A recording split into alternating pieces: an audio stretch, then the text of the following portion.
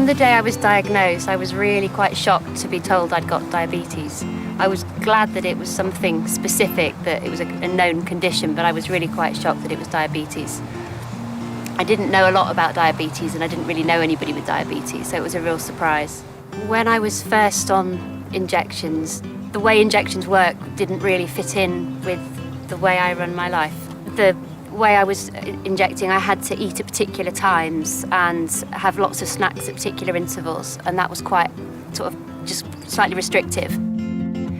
When the pump was first suggested to me, I was pretty exasperated with the whole sort of process of trying to manage diabetes, trying to get, working very, very hard and not really getting it under control.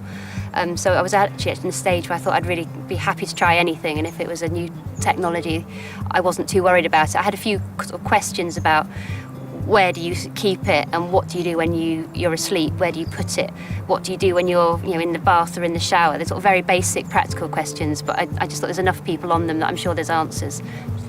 I was diagnosed 6 years ago, and Emily was diagnosed a year ago.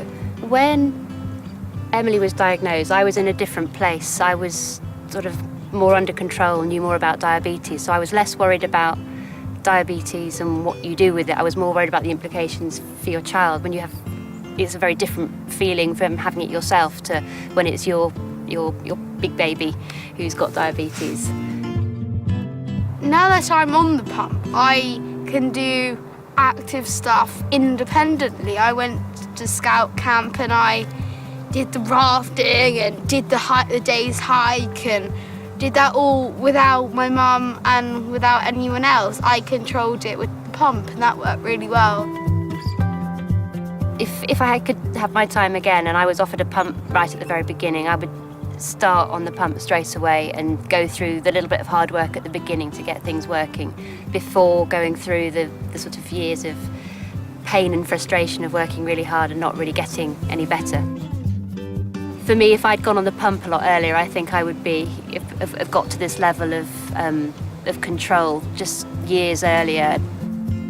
If I had my time again, like I went back to my diagnosis, I would definitely try and get on the pump earlier because it's helped me so much. And I think I would have managed okay, but I don't think I would be able to manage where I am at now and the control I have now without the pump.